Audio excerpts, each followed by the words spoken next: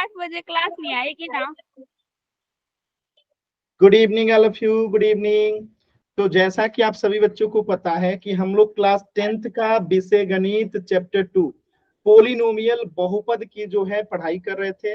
आप में से कई बच्चों को जो है मेरा नाम नहीं पता होगा, मैं आप लोग को थोड़ा सा अपने बारे में बता देता हूँ। देखिए, मेरा नाम जो है करण कुमार है, मैं बिहार के सिवान जिले से हूँ। मैं पिछले 5 साल से गणित विषय पढ़ा रहा हूँ। ग्रेजुएशन मैंने पटना यूनिवर्सिटी से किया है और पोस्ट ग्रेजुएशन मैंने इग्नू से किया है। ठीक है, तो आप लोग जो है जिस बैच में पढ़ रहे थे उस बैच में बच्चों की संख्या बहुत ज्यादा थी, इसलिए उसको 2 बैच कर दिया गया है, एक आपकी पुरानी बैच और एक ये न्यू बैच। इसमें आपको वही चीज पढ़ाया जाएगा और वहीं से पढ़ाया जाएगा जहां पे आप पिछली बैच में पढ़ रहे थे। ठीक है, तो देखिए यहाँ पे जो है आपने पिछली क्लास में पढ़ा होगा बीजीय व्यंजक के बारे में, एल्जेब्रिक एक्सप्रेशन के बारे में। ठीक है, कि एल्जेब्रिक एक्सप्रेशन क्या होता है। तो मैं एक क्वेश्चन के माध्यम से आपको थोड़ा सा जल्दी से मैं रिवाइज करने की कोशिश करता हूं कि बीजीय व्यंजक एल्जेब्रिक एक्सप्रेशन क्या होता है। ध्यान से देखिएगा और आंसर कीजिएगा। जैसे एक क्वेश्चन है आपके सामने, 5x + 2, option A, option B 3 + 2, option C 7x + 2, option D है 7 + y + z। इसमें से आपको बताना है कि कौन जो है बीजीय व्यंजक नहीं है, कौन इसमें से बीजीय व्यंजक नहीं है, बीजीय व्यंजक नहीं है। चलिए सभी बच्चे एक बार जल्दी से बता दीजिए तो इनमें से कौन जो है बीजीय व्यंजक नहीं है। वेरी गुड, वेरी गुड, कोशिश कीजिए सभी बच्चे। Very good, very good, very good. तो आप लोगों ने एकदम सही बताया। ठीक है, ये पहला बीजीय व्यंजक क्यों है? क्योंकि इसमें चर भी है और अचर भी है।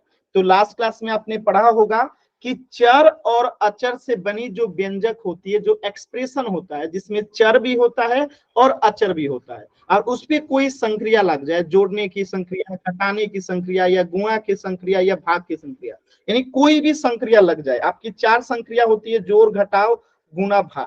ठीक है, तो चर और अचर दोनों उपस्थित हो ऐसा एक्सप्रेशन और उस पर कोई संक्रिया लग जाए, उसी को हम लोग बीजीय व्यंजक कहते हैं। तो यहाँ पे देखिए इसमें भी चर है और एक अचर है और इस पे जोड़ने की संक्रिया लगी हुई है। यहाँ पे भी एक अचर है और 2 चर है और यहाँ पे भी जोड़ने की संक्रिया है, और ऊपर वाले में तो ये तीनों बीजीय व्यंजक है। लेकिन ऑप्शन बी जो है बीजीय व्यंजक नहीं है, क्योंकि इसमें चर नहीं है। ठीक है, कम से कम एक चर अवश्य होना चाहिए बीजीय व्यंजक के लिए और एक अचर भी होना चाहिए। तो ये ऑप्शन बी जो है बीजीय व्यंजक नहीं है।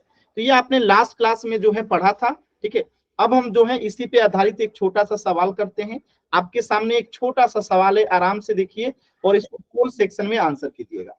ठीक है, एकदम आराम से देखिए इस क्वेश्चन को और पोल सेक्शन में आंसर कीजिएगा। क्लियर है सभी बच्चों को मेरी बातें?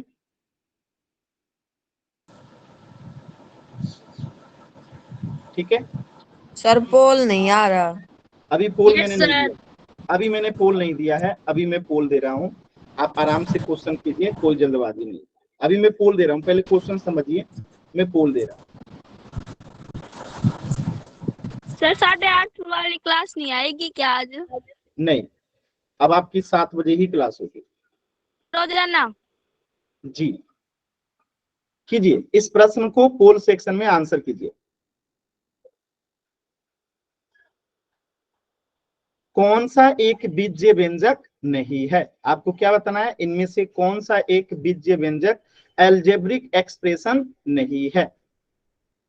सर, पोल में रिजल्ट नहीं आ रहा। Yes sir. आएगा, पोल में क्या रिजल्ट भी सर? आएगा। माइक म्यूट रखें आप लोग, अनावश्यक माइक ऑन नहीं करना है। ठीक है, चलिए सभी बच्चे पोल में आंसर कीजिए। कर दिया सर। माइक ऑन नहीं करना है बाबू।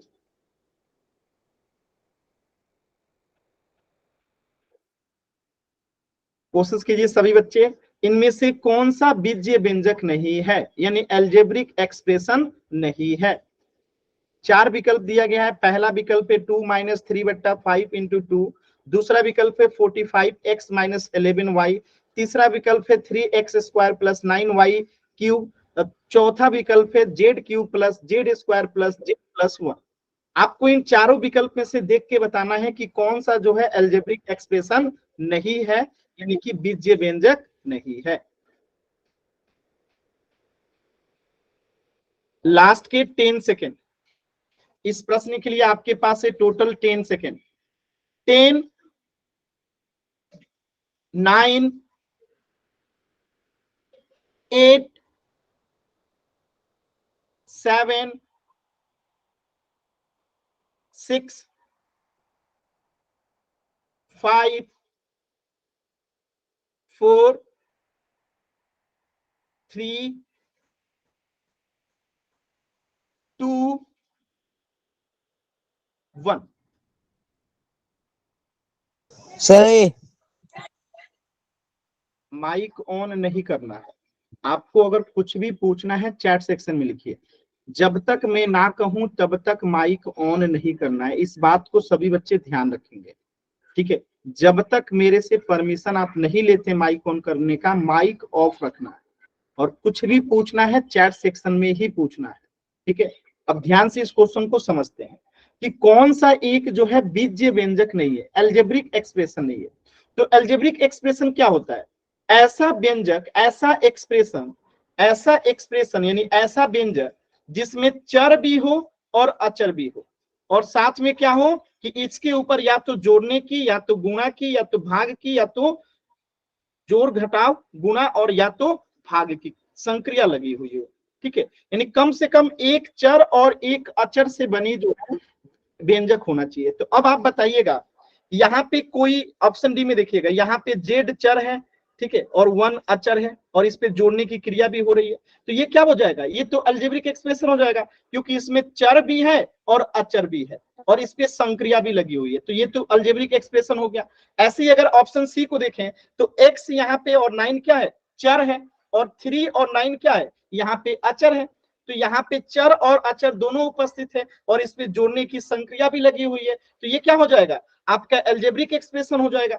ऑप्शन बी को चेक करेंगे तो यहाँ पे भी 45 और 11 क्या है? अचर है, और x और y क्या है? चर है, यानी कि चर और अचर दोनों उपस्थित है। साथ में इस पे क्या हो रहा है? संक्रिया भी लगा हुआ है। तो ये भी अलजेब्रिक एक्सप्रेशन है। लेकिन यहां से पूछा है कि कौन अलजेब्रिक एक्सप्रेशन नहीं है, यानी कि बीजीय व्यंजक नहीं है। तो ऑप्शन बी देखिएगा, ये बीजीय व्यंजक नहीं है। क्यों? क्योंकि इसमें चर उपस्थित नहीं है, केवल अचर उपस्थित है।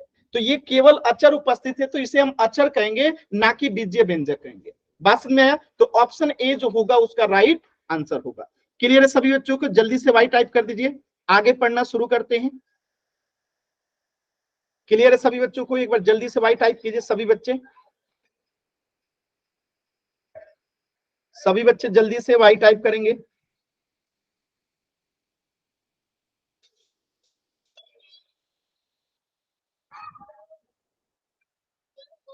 आसान था? चल, तो इस प्रश्न का उत्तर हो जाएगा ऑप्शन ए 2 - 3/5 इंटू। चल, आज का आपका पहला टॉपिक है, बहुत ही इंपॉर्टेंट टॉपिक है, बीजीय व्यंजक के समान और असमान पद, यानी कि like and on like terms of N algebraic expression. बहुत ही सिंपल कंसेप्ट है, बहुत ही आसानी से समझ में आएगा। देखिए, एक सिंपल सी बात में आपको यहाँ पे लिखा गया है कि किसी बीजीय व्यंजक के पदों में यदि समान चरों की और घातांक भी समान हो तो हम उसे समान पद कहते हैं। अब एक सिंपल सा इसको समझने से पहले कुछ क्वेश्चंस मैं आपको बताता हूं, ध्यान से देखिए।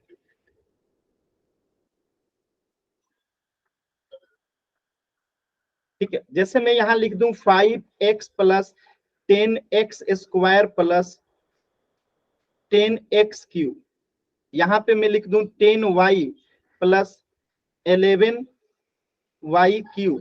+ y², यहां मैं लिख दूं 10y + 20y + y, यहां मैंने लिख दिया 5x + 10x। अब ध्यान से समझिएगा, एकदम सिंपल है। मैं आपसे पूछूं कि इसमें कौन कौन सा चर है, बताइएगा इसमें चर कौन कौन सा है। पहले में क्वेश्चन नंबर 1 में चर कौन कौन सा है, वेरिएबल कौन कौन सा है? क्वेश्चन नंबर 1 में चर यानी कि वेरिएबल कौन कौन सा है, बताइएगा। पहले क्वेश्चन में चर यानी कि वेरिएबल कौन कौन सा है?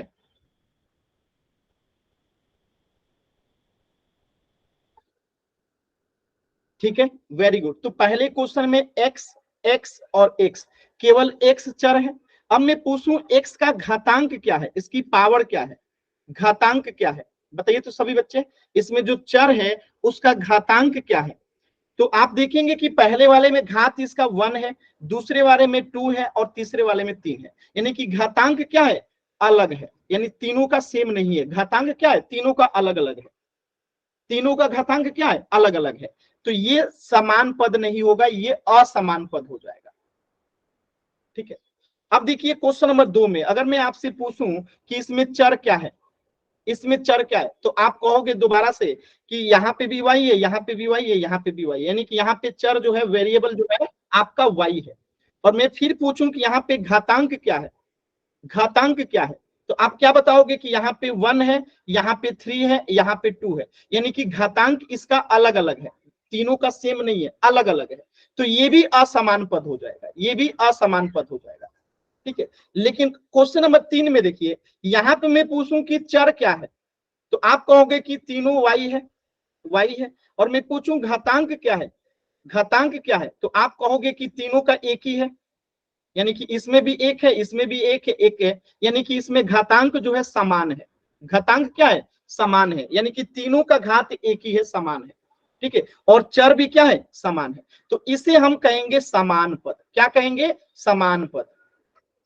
ठीक है, जैसे क्वेश्चन नंबर 4 देखिए, यहाँ पे चर क्या है, आप कहोगे कि x है। ठीक है, चर क्या है, x है। और मैं पूछूं घातांक क्या है, तो आप कहोगे यहाँ पे घातांक जो है 1 है, यहाँ पे भी 1 है, यहाँ पे भी 1 है। तो ये क्या हो गया, समान पद। मतलब कि हमें समान पद और असमान पद में अंतर क्या समझ में आ रहा है कि घात और चर दोनों समान होना चाहिए। अब जैसे मैं यहाँ पे लिख दूं, यहाँ पे घात 4 और यहाँ पे घात 4, तो यहाँ पे घात 4 हो जाएगा और ये भी समान है। क्यों समान है, क्योंकि यहाँ पे भी x का पावर 4 है और यहाँ पे भी x का पावर 4 है, यानी घातांक अलग अलग नहीं है, समान है। ठीक है, तो जब घात भी समान हो और चर भी समान हो, ठीक है, चर और घात दोनों ही समान होता है तो उसे समान पद कहते हैं। बस में जो समान पद नहीं होता उसे असमान कहते हैं। याद रहेगा कि जो समान नहीं है यानी लाइक टर्म नहीं है तो उसे अनलाइक टर्म कहते हैं। सिंपल सी बात है। अलाइक टर्म को कैसे पहचानते हैं, समान चर को कैसे पहचानते हैं कि चर भी समान होना चाहिए और घातांक भी समान होना चाहिए। कुछ और एग्जांपल देखिएगा, जैसे यहाँ पे देखिएगा 5y² है और 7y² है, तो यहाँ पे समान चर है क्या, यहाँ पे भी y है और यहाँ पे भी y है, और यहाँ पे घात देखिए, यहाँ पे भी 2 है और यहाँ पे भी 2 है, तो घातांक भी क्या है, समान है। तो यानी समान चर और समान घातांक होता है तो उसी को कहते हैं समान पद यानी कि लाइक टर्म। क्या कहते हैं, समान पद यानी कि लाइक टर्म। क्लियर है सभी बच्चों को, यानी कि चर भी समान है और घातांक भी समान है तो उसी को कहेंगे लाइक टर्म। ठीक है, अब देखिए यहां पे देखिएगा, जैसे एक क्वेश्चन दिया है, बताइएगा यहाँ पे ये समान पद है कि असमान पद है। इस क्वेश्चन बताइए तो क्वेश्चन नंबर 2 को, ये समान पद है कि असमान पद है, बताइए समान पद है कि असमान पद है। चैट सेक्शन में बताना है सभी बच्चों को, लाइक टर्म है कि अनलाइक टर्म है। सभी बच्चे बताइए जल्दी से, चैट सेक्शन में बताना है ये समान पद है कि असमान पद है। तो ये अनलाइक टर्म है यानी कि असमान पद है।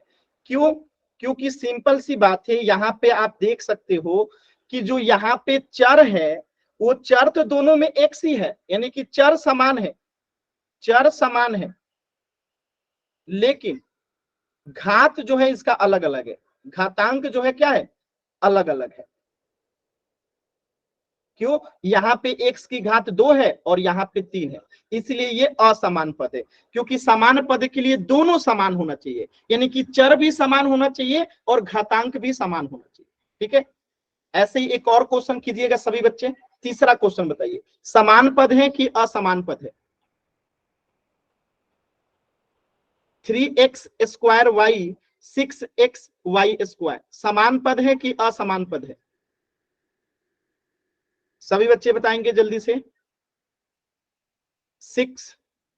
6xy² और 3x²y समान पद है कि असमान पद है? देखिए गलत उत्तर आ रहा है, ज्यादातर बच्चों के गलत उत्तर है। देखिए यहाँ पे चर दोनों में समान है, यहाँ पे भी x है, यहाँ पे भी y है, यहाँ पे भी x है और यहाँ पे भी y है, यानी चर तो समान है, चर समान है, लेकिन घातांक अलग अलग है। घातांक अलग अलग है। यहाँ पे घातांक क्या है? 2 और 1 है। घातांक यहाँ पे क्या है? पहले वाले टर्म में x का 2 है और y का 1 है, और दूसरे वाले में देखिए x का घातांक 1 है और y का 2 है, तो ये अलग अलग घातांक हो गया। बात समझ में आ रहा है?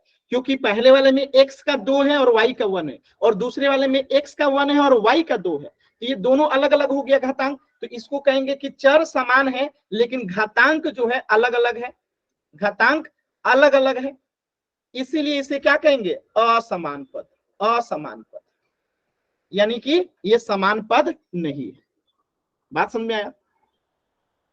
पोल में क्वेश्चन समझाने के बाद कराया जाता है, पहले नहीं कराया जाता है, तो वेट कीजिए, पोल में भी क्वेश्चन आएगा, पहले समझ लीजिए, ठीक है? तो ये क्या हो गया? असमान पद हो गया। बात समझ में आया? चलिए अब इस व्यंजक को देखिए, इस एक्सप्रेशन को देखिए और इसमें बताइए कि कौन कौन समान पद होगा। x³ - 2xy + 5x³ + 9yx। अगर मैं इसका नाम दे दूं, मान लेते हैं कि ये a है, ये b है, ये वाला पद c है और ये वाला d है, तो आपको बताना है कि ABCD में कौन समान पद है और कौन कौन असमान पद है। बताइएगा इसमें से कौन कौन समान पद होगा। ये अनावश्यक जो पोल चैट सेक्शन में लिख रहे हैं, देखिए क्लास से आपको बाहर कर दिया जाएगा, ठीक है? इस चीज को ध्यान रखिए, आपस में बातचीत नहीं करना है। चलिए आंसर कीजिए, इसमें से बताइएगा कौन कौन पद जो है इसमें का समान पद है और कौन कौन सा जो है असमान पद है। सभी बच्चे बताइए, इनमें से A B C 4 पद है, ठीक है? तो इसमें से कौन कौन पद जो है समान पद है? बताइए सभी बच्चे जल्दी से।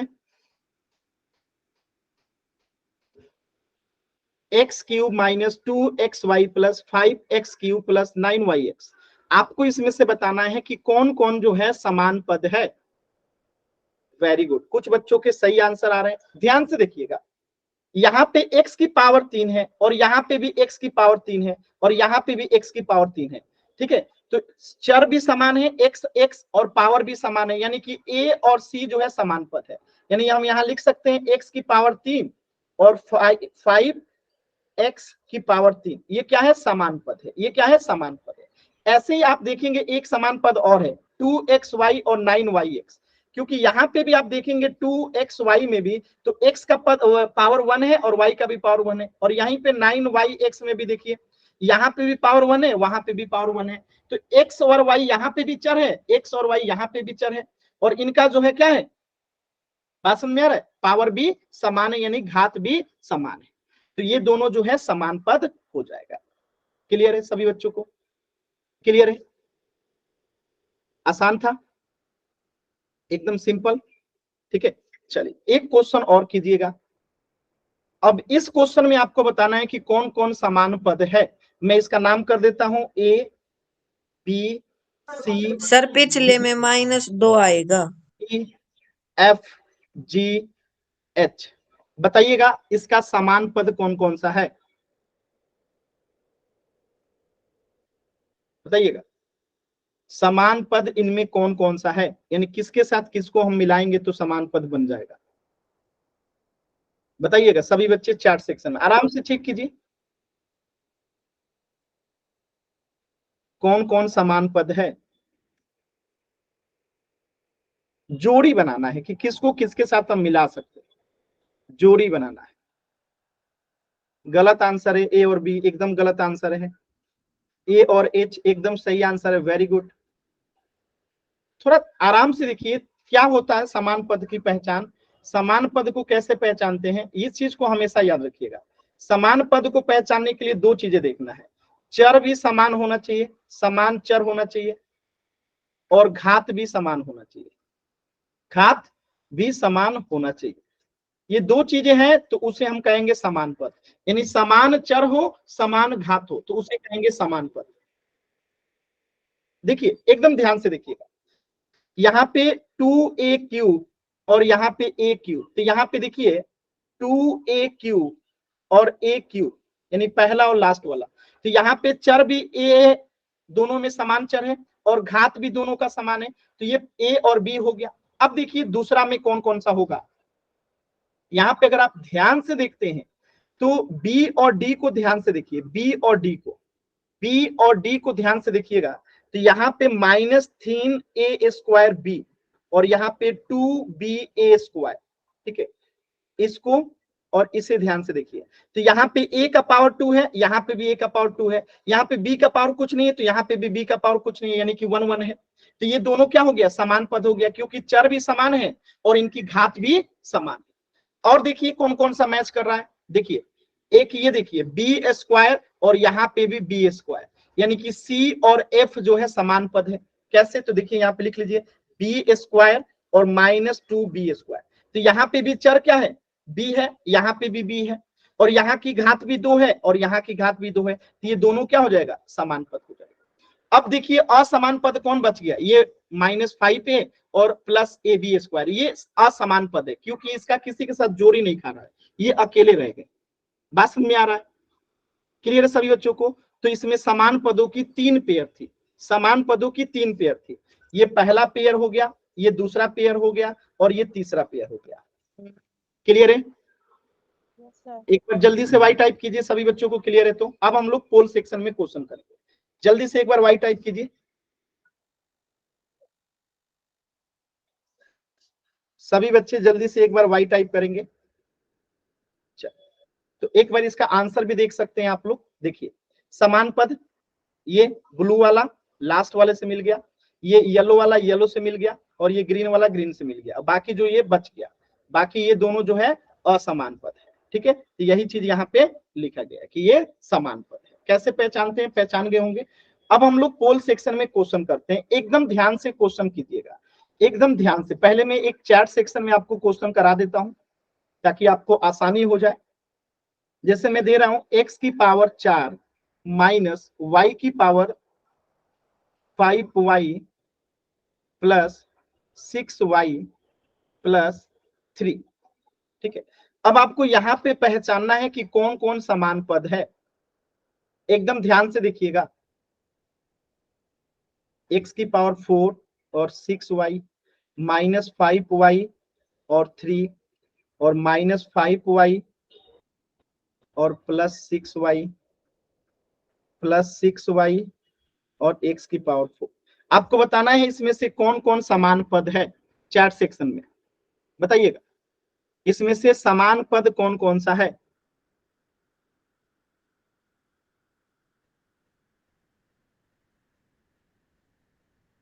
समान पद कौन कौन सा है, very good answer, very good, very good. देखिए यहाँ पे ध्यान से देखिएगा, यहाँ पे -5y और +6y क्या है, समान पद है, क्योंकि इसका चर भी समान है और इनका घात भी समान है, यानी कि यहाँ पे भी घात 1 है, यहाँ पे भी घात 1 है, और चर भी समान है, यहाँ पे भी y, यहाँ पे भी y, और ये ऑप्शन सी में दिया गया है। बाकी देखिए यहाँ पे x है और यहाँ पे y अलग अलग चर है, यहाँ पे तो y चर है और यहाँ पे y चर ही नहीं है, यहाँ पे देखिए y चर है और यहाँ पे x है, तो ये भी नहीं है, ठीक है। और इस एक्सप्रेशन में भी ये होना चाहिए चीज, ठीक है। चलिए पोल सेक्शन में क्वेश्चन कीजिएगा, इस व्यंजक में से ही आपको समान पद को पहचानना है, इस व्यंजक से ही समान पद को पहचानना है। आराम से कीजिए, पोल सेक्शन में कीजिए।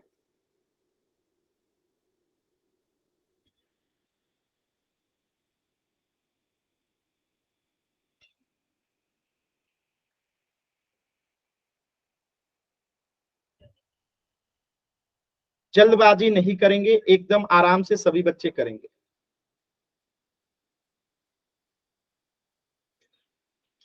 एक्सप्रेशन में जो होगा उसी को समान पद मानेंगे, जो एक्सप्रेशन में नहीं है उसको नहीं कह देंगे, ठीक है, केवल समान पद नहीं देखना है, एक्सप्रेशन भी होना चाहिए। इसी बीजीय व्यंजक में से समान पद पहचानना है, बाहर से नहीं।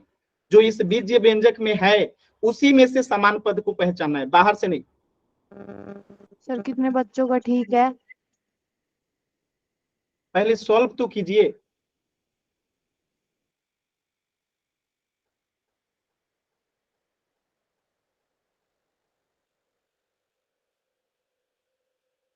सॉल्व कीजिए सभी बच्चे, सॉल्व कीजिए।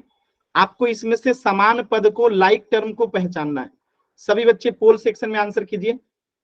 देखिए 4-5 बच्चों का आंसर गलत हो चुका है, 7 बच्चों का सही है और 5 बच्चों का गलत। सोचिए कैसी स्थिति है आप सबकी, बताइए। 6 बच्चों का गलत है, 7 बच्चों का सही है, यानी कि आधे बच्चों का आंसर गलत हो चुका है। थोड़ा ईमानदारी से मेहनत कीजिए। कब से आप लोग चिल्ला रहे थे सर पोल में कराइए, पोल में कराइए, देख लीजिए इतना सिखाने के बाद भी इतना गलत कर रहे हैं, कोशिश ही नहीं कर रहे हैं ढंग से आप लोग। सर पहले जैसा है। चलिए लास्ट के 10 सेकेंड, इस प्रश्न के लिए लास्ट के 10 सेकेंड है।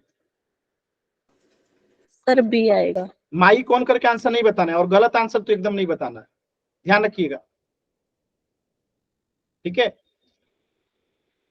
नहीं तो क्लास से बाहर कर दी जाएंगे अगर अनावश्यक ऐसे माइक ऑन कीजिएगा। लास्ट के 10 सेकेंड, 10, 9, 8, 7, 6, 5, 4, 3, 2, 1। बताइए इतना ज्यादा गलत। अभी भी मैंने बताया था कि समान पद को पहचानने के लिए हम क्या करते हैं, समान पद को पहचानने के लिए हम क्या करते हैं, दो चीजों को देखते हैं। समान चर होना चाहिए, समान चर होना चाहिए और समान घात होना चाहिए। समान घात यानी कि पावर होना चाहिए, ठीक है? यानी चर भी समान होना चाहिए और घात भी समान होना चाहिए। पहला में देखिए, पहला में घात 3 है और यहाँ पे घात 1 है, यानी अलग अलग घात है, उत्तर नहीं होगा। यहाँ पे देखिए घात 3 है, यहाँ पे घात 1 है, यहाँ पे भी घात 1 है, अलग अलग घात है, उत्तर नहीं होगा। यहाँ पे देखिए 1 है, यहाँ पे भी 1 है, चर भी y है, यहाँ पे भी y है, लेकिन क्या ये हमारे बीजीय व्यंजक में है? यहाँ पे देखिए तो -5 है और -7 है, क्या कहीं पे 5y और 7y है? नहीं है, तो ये हमारा उत्तर नहीं होगा। लेकिन देखिए -5y और -7y ये है हमारे एक्सप्रेशन में, और यहाँ पे चर भी समान है और घात भी दोनों का समान है, तो ये हमारा उत्तर होगा ऑप्शन डी। बात समझ में आया सभी बच्चों को? सी क्यों नहीं होगा, समझ में आया? क्योंकि सी हमारे बीजीय व्यंजक में ही नहीं है। जब हमारे बीजीय व्यंजक में ही नहीं है तो हमारा उत्तर कैसे हो सकता है? नहीं हो सकता है। हमारे बीजीय व्यंजक में कौन है? -5y और -7y, जो कि समान पद है क्योंकि इसके समान चर है और समान घात है। सभी बच्चों को क्लियर? एक बार जल्दी से वाई टाइप कीजिए सभी बच्चे, जल्दी से।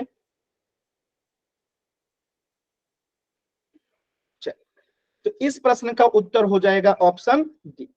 अगला प्रश्न दे रहा हूं, देखिए दो चीजें देखना है, घात क्या है, चर क्या है, अधिक के पहचान लेना, तो आराम से पहचानिएगा। अगला क्वेश्चन, इसमें देखिए कौन असमान पद को पहचानना है। किसको पहचानना है? असमान पद को, यानी अनलाइक टर्म को। तो देखिए अनलाइक टर्म को पहचानने का तरीका क्या है कि हम इसमें खोजेंगे कौन कौन समान है, कौन कौन समान पद है, ठीक है? और जो समान पद होगा वो उत्तर नहीं होगा, जो समान पद नहीं होगा, जो समान पद नहीं होगा वही उत्तर होगा आपका। तो इन चारों विकल्प को देखिए और देखिए कौन समान पद नहीं है। जो समान पद नहीं है वही आपका उत्तर होगा। इतना मैंने हेल्प कर दिया है कि जो समान पद नहीं होगा वही आपका उत्तर होगा। तो आपको समान पद को जो है खोजना है कि कौन समान पद नहीं है, तो जो होगा वो आपका उत्तर नहीं है और जो नहीं होगा वो आपका उत्तर हो जाएगा। तो आराम से चारों विकल्प को देखिए और फिर आंसर कीजिएगा, जल्दबाजी मत कीजिएगा, जल्दबाजी करेंगे फिर गलत होगा।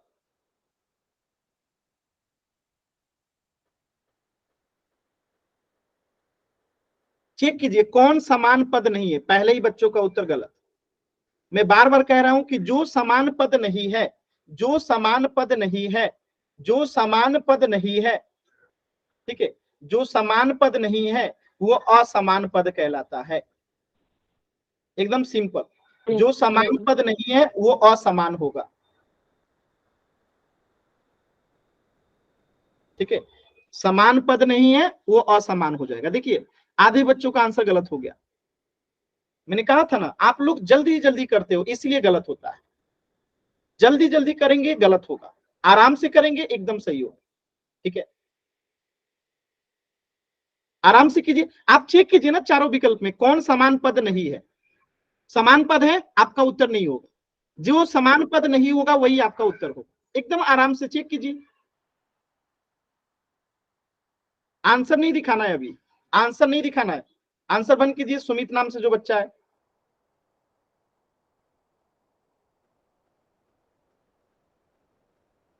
देखिए ये अनावश्यक जो आप लोग हाथ का बटन दिखा रहे हैं, क्लास से बाहर हो जाएंगे ऑटोमेटिकली। इस बात को ध्यान रखिएगा, जो ये बार बार हाथ का बटन दबा रहे हैं दीपक कटारिया नाम से, क्लास से बाहर हो जाएंगे। तो इस बात का ध्यान रखिएगा, ये जो बार बार आप लोग बटन दबा के क्लास डिस्टर्ब करते हैं, क्लास से बाहर हो जाएंगे। कौन सा समान पद नहीं है? कौन सा समान पद नहीं है?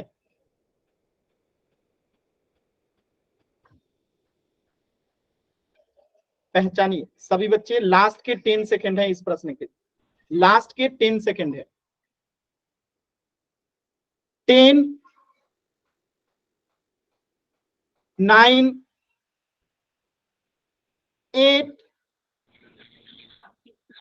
7, 6, 5, 4, 3, 2, 1।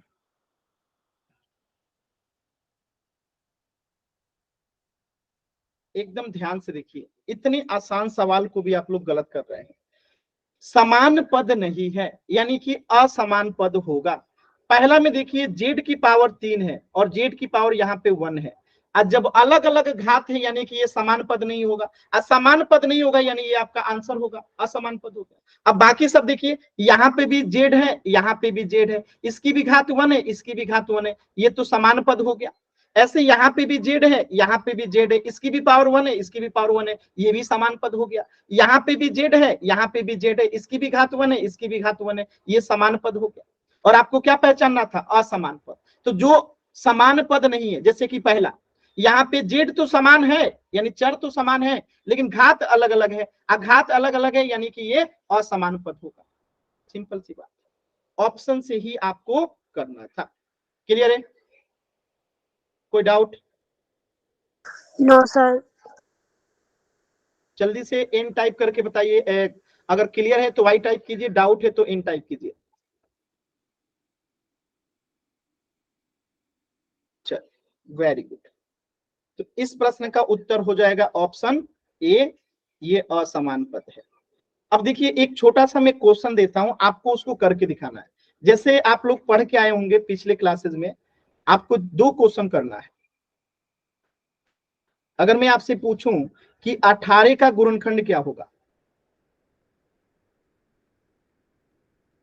18 का गुणनखंड। और मैं पूछूं आपसे कि 6 का गुणनखंड क्या होगा? सर इंग्लिश में सुन रहा। ये हिंदी मीडियम बैच है बाबू। गुणनखंड को फैक्टर कहते हैं। 18 का फैक्टर क्या होगा और 6 का फैक्टर क्या होगा? गुणनखंड क्या होगा? आपने अभाज्य गुणनखंड पढ़ के आए ना, प्राइम फैक्टराइजेशन। अभाज्य गुणनखंड 18 का निकालिए और 6 का निकालिए, क्या होगा? 18 का गुणनखंड अभाज्य गुणनखंड निकालिए, क्या होगा? और 6 का अभाज्य गुणनखंड निकालिए। सर 18 का 9 और 6 का 6। गलत। गुणनखंड ऐसे निकालते हैं। 6 का 3। 18 का हमें गुणनखंड निकालना है तो हम सबसे पहले सबसे छोटी अभाज्य संख्या से निकालेंगे। सबसे छोटी अभाज्य संख्या कौन सी होती है? चैट सेक्शन में बताइए सभी बच्चे, सबसे छोटी अभाज्य संख्या कौन सी होती है? चैट सेक्शन में आंसर करेंगे, सबसे छोटी अभाज्य संख्या बताइए। आप लोग को यही नहीं पता तो कैसे करेंगे जब आपको सबसे छोटी अभाज्य संख्या ही नहीं पता? सबसे छोटी अभाज्य संख्या होती है 2, और सबसे पहले हम 2 से चेक करेंगे कितने बार में जाएगा ये? 9 बार में। 2 9 18। और 9 किससे जाएगा, 3 से जाएगा, 3 तरीका 9, और 3 किससे जाएगा, खुद 3 से जाएगा, 3 एकम 3, यानी यहाँ पे 18 का गुणनखंड क्या हो गया, 2 गुने 3 गुने 3 हो गया, ये 18 का गुणनखंड हो गया, फैक्टर हो गया। ऐसे ही अगर हम 6 का निकालेंगे तो सबसे छोटी अभाज्य संख्या 2 है, तो पहले 2 से लेके जाएंगे, 2 तिहाई 6, और 3 का क्या हो जाएगा, 3 एकम 3, यानी कि 6 का गुणनखंड क्या हो गया, 2 गुने 3। क्या ये सभी बच्चों को बात समझ में आया? और ये पीछे की क्लास में आप लोग पढ़ के आए हैं, क्योंकि आप लोग को एलसीएम एचसीएफ सिखाया गया है, और यहाँ पे ये अभाज्य गुणनखंड भी आपको सिखाया गया है, प्राइम फैक्टराइजेशन। क्लियर है सभी बच्चों को? Yes sir. माइक ऑन नहीं करना है। देखिए ये बार बार जो आप लोग माइक ऑन करते हैं ना, इस चीज की आदत को बंद कर दीजिए। जब तक आपको ना कहा जाए माइक ऑन करने के लिए, माइक ऑन नहीं करना है, नहीं तो फिर आप लोग क्लास से बाहर हो जाएंगे। अमर नाम से जो बच्चा है, अरमान नाम से, देखिए क्लास से बाहर हो जाएंगे। अगर ऐसे अनावश्यक माइक ऑन कीजिएगा, क्लास से बाहर हो जाएंगे, ध्यान रखिएगा। चलिए एक क्वेश्चन का और आंसर कीजिएगा। जैसे मैं पूछूं 7 का गुणनखंड क्या होगा, जैसे मैं पूछूं 11 का गुणनखंड क्या होगा, तो आप कहोगे कि सर ये तो अभाज्य है, अभाज्य संख्या ही है, और अभाज्य संख्या का गुणनखंड नहीं होता, 7 का 7 ही होगा और 11 का 11 ही होगा। सिंपल सी बात है, ठीक है। चलिए अब आते हैं मेन टॉपिक पे, जो आपका टॉपिक है कि पद की गुणनखंड कैसे निकालते हैं, फैक्टर्स ऑफ ए टर्म, यानी अगर आपके सामने एक टर्म लिख दिया जाए तो उसका फैक्टर कैसे करते हैं। ध्यान से देखिए, बहुत आसान है। जैसे यहाँ पे 7xy का फैक्टर करना है, तो 7 का फैक्टर क्या हो जाएगा, सभी बच्चे बताइए 7 का फैक्टर क्या हो जाएगा, 7। एक्स का फैक्टर क्या हो जाएगा, एक्स को एक्स ही लिखेंगे, और वाई का क्या हो जाएगा, वाई को वाई लिखेंगे। अब ऐसे यहाँ पे 20 है, तो 20 का पहले हमें फैक्टर निकालना पड़ेगा ना जी, कि 20 का फैक्टर क्या होता है, तो निकालिए 20 का फैक्टर सभी बच्चे, सेम टू सेम निकालिए। 20 का फैक्टर निकालिए, क्या होगा, अभी बताया था आपको गुणनखंड निकालने का। 20 का फैक्टर निकालिए, क्या होगा, सबसे पहले 2 से लेके जाएंगे, 2 पंचे 10, सॉरी 2 दहिया 20, 2 दहिया 20, फिर 2 से जाएगा, 2 पंचे 10, अब 5 एकम 5, ठीक है।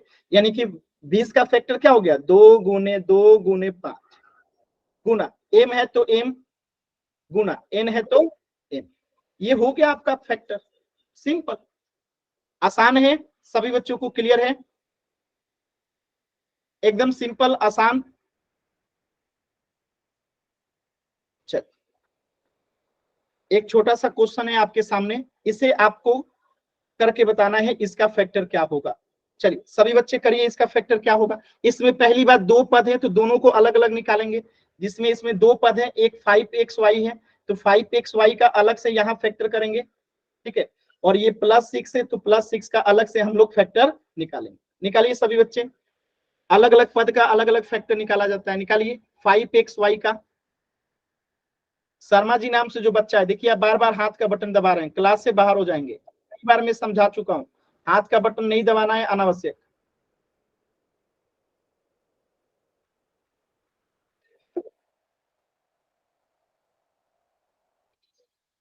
चलिए सॉल्व कीजिए सभी बच्चे,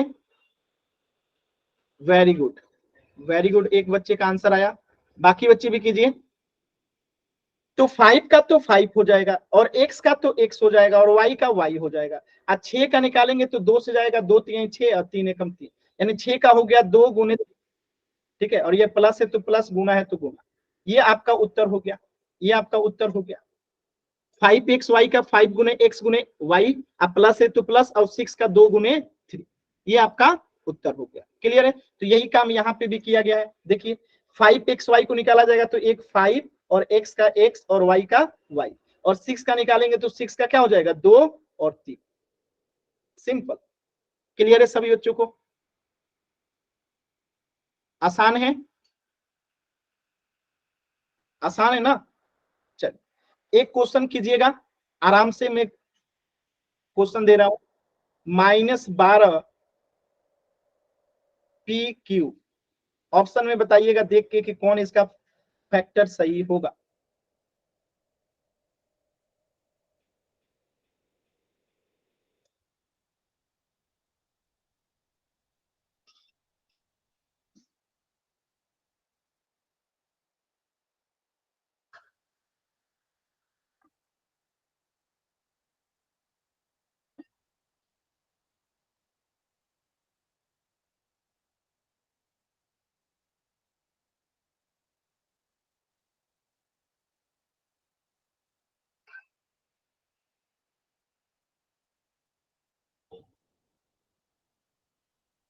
बताइए -12p³ का फैक्टर कौन सा होगा? -12p³ का फैक्टर कौन सा होगा? Very good answer, very good, एकदम सही उत्तर आ रहा है आप लोगों का, एकदम सही उत्तर आ रहा है, वेरी गुड, बहुत ही अच्छा, बहुत ही अच्छा उत्तर। देखिए कैसे आया, तो हमने 12 का पहले फैक्टर निकालेंगे, तो 12 किससे जाएगा? 2 से जाएगा, 2 छक्के 12, 6 किससे जाएगा? 2 से, 2 3 6, 3 3 से जाएगा, 3 एकम 3। अब माइनस लगाया तो माइनस लगा दिए, -2 गुने 2 गुने 3, ठीक है, ये आ गया हमारा, ठीक है। इसके बाद p³ है, यानी p को 3 बार गुना करना है, p गुने p गुने p, ये आंसर हो गया आपका ऑप्शन सी। आसान है। पोल में क्वेश्चन दूं जल्दी से, चलिए एक क्वेश्चन और कर दीजिएगा पोल सेक्शन में। ये आपके सामने पोल में एक क्वेश्चन है, आराम से कीजिएगा, कोई जल्दबाजी नहीं,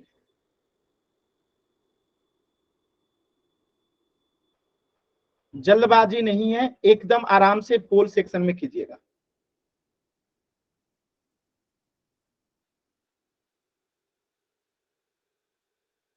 चलिए -6m³ का जो है आपको गुणनखंड निकालना है, फैक्टर निकालना है, -6m³ का।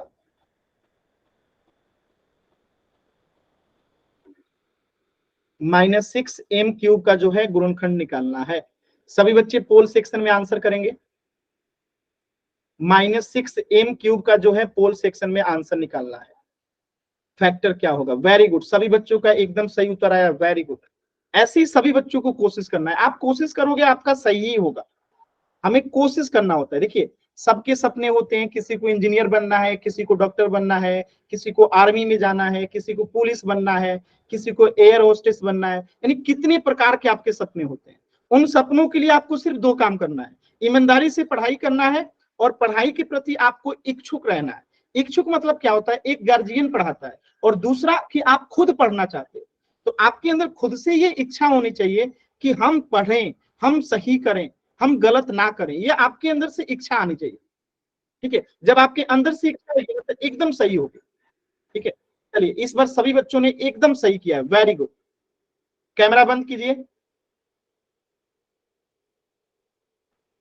वेरी गुड, एकदम सही उत्तर आया सभी बच्चों का, एक भी बच्चों का गलत उत्तर नहीं है। लास्ट के 10 सेकेंड, लास्ट के 10 सेकेंड 3 बच्चों का उत्तर नहीं आया। 10 9 8 7 6 5 4 3 2 1। देखिए एकदम सिंपल क्वेश्चन था, ठीक है।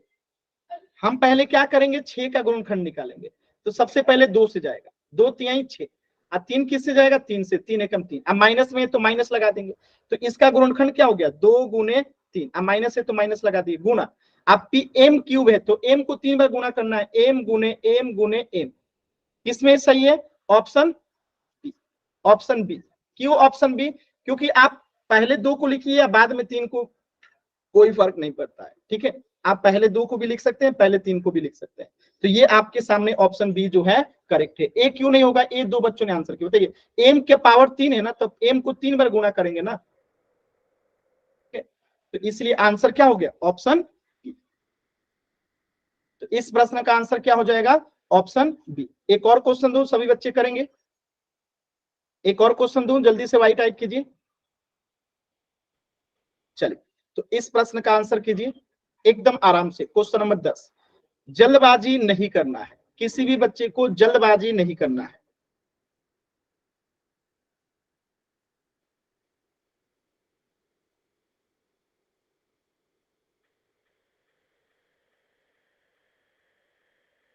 देखिए यहां पे दे रखा है 5ab स्क्वायर, स्क्वायर का मतलब सी स्क्वायर है, यानी सी को 2 बार गुना करना पड़ेगा। ए बी पे कोई स्क्वायर नहीं है, मतलब उसको 1 बार गुना करना पड़ेगा। आराम से सॉल्व कीजिए और पोल सेक्शन में आंसर बताइए। 5ab स्क्वायर का फैक्टर निकालना है, सभी बच्चे एकदम आराम से गुना करेंगे। एकदम आराम से। सुमित नागर नाम से जो बच्चा है, देखिए अनावश्यक आप कैमरा ऑन कर रहे हैं बार बार।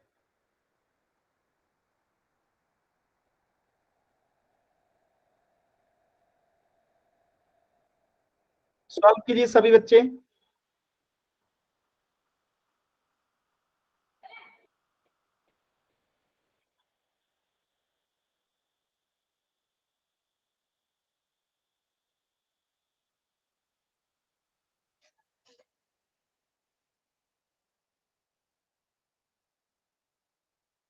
वेरी गुड, एकदम सही उत्तर आया है सभी बच्चों का, एक भी बच्चे का उत्तर गलत नहीं है, एकदम सही उत्तर आया है सभी बच्चों का। लास्ट के 10 सेकंड है, लास्ट के 10 सेकंड है इस प्रश्न के लिए। 10, 9, 8, 7, 6, 5, 4,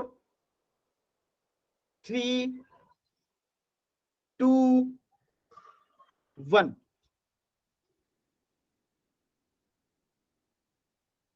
देखिए बहुत सिंपल सा क्वेश्चन था, बहुत सिंपल। हमें 5 का फैक्टर निकालना है, तो 5 का तो 5 ही होगा। ए का फैक्टर निकालना है, ए का ए होगा। अब बी का निकालना है, बी होगा। और सी का निकालना है तो सी गुने सी होगा। 5ABCC, 5ABCC, option C. बताइए किसी बच्चे को कहीं पे भी डाउट है, एन टाइप कीजिए, क्लियर है तो वाई टाइप कीजिए। किसी भी बच्चे को कहीं पे भी कुछ भी डाउट है, ये क्लियर है तो वाई टाइप कीजिए। अब देखिए कुछ जरूरी बातें जो आपको ध्यान रखना है। कई सारे बच्चों को मैंने देखा कि वो क्लास लेट ज्वाइन करते हैं। एक बात हमेशा ध्यान रखिएगा, अगर आप क्लास लेट ज्वाइन करोगे आपको चीजें नहीं समझ में आएंगी। आपकी क्लास रहती है 7 बजे, मैं जुड़ जाऊंगा 6:45 में, तो आपको किसी भी प्रकार का डाउट रहता है, कुछ भी पूछना चाहते हैं, आप 6:45 में जुड़ के आप अपने डाउट को क्लियर कर सकते हैं। तो कोशिश कीजिए हमेशा 7 बजे के पहले क्लास ज्वाइन करें। तो आज मेरे साथ आपका पहला क्लास था, इससे आगे हम लोग नेक्स्ट क्लास में पढ़ेंगे। कुछ भी डाउट है अभी आप लोग पूछ लीजिए।